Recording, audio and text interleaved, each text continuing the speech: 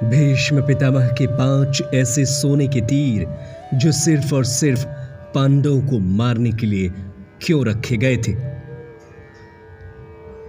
आखिर महाभारत के युद्ध के दौरान भीष्म पितामह ने 5 तीरों का इस्तेमाल क्यों नहीं किया। आप देख रहे हैं स्पिरिचुअल रियलिटी, आध्यात्मिक दुनिया के रहस्य। वीडियो में आगे बढ़ने से पहले आप हमारे चैनल को सब्सक्राइब करें और बेल आइकन जरूर दबाएं ताकि आपको ऐसे ही महत्वपूर्ण जानकारियां मिलती रहें।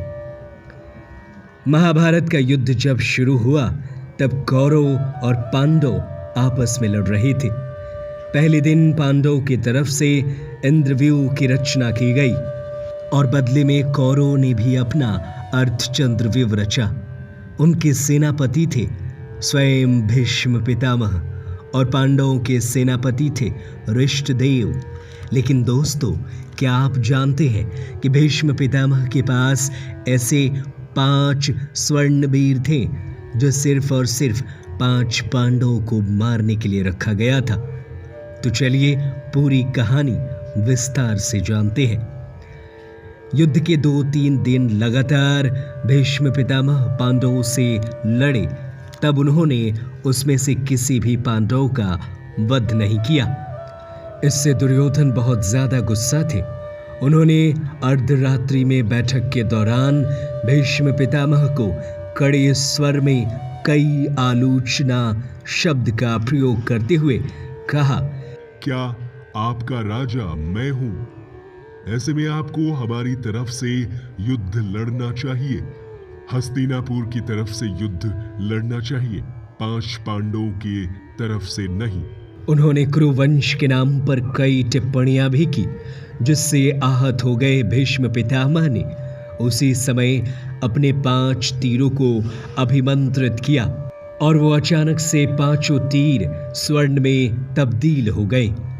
भीष्म पितामह ने यह भी कहा कि मैं ये 5 तीर से 5 पांडवों का कंश भाव वध कर दूंगा।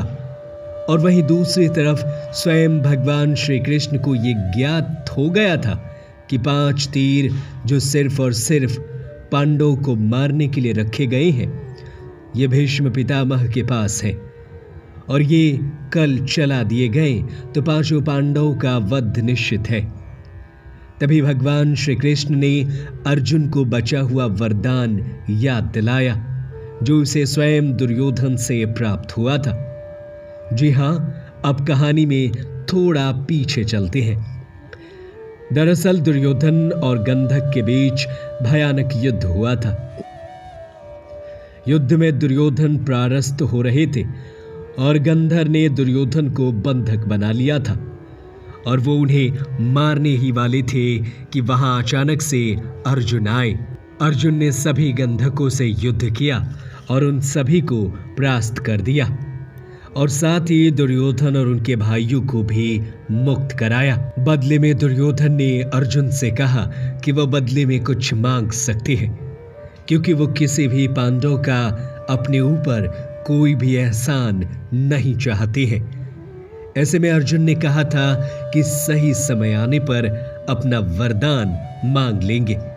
फिर क्या था, कौरव के कक्ष में अर्जुन पहुंचे। उन्होंने भीष्म पितामह और दुर्योधन को आपस में बात करते हुए देख उसी समय दुर्योधन को अपनी पुरानी वरदान को याद दिलाया। दुर्योधन भी उस समय हट कर रहे थे, लेकिन वापस भीष्म पितामह के कहने पर नैतिकता की बातों को सुनते हुए अर्जुन ने वो 5 स्वर्ण तीर दुर्योधन से मांग लिए।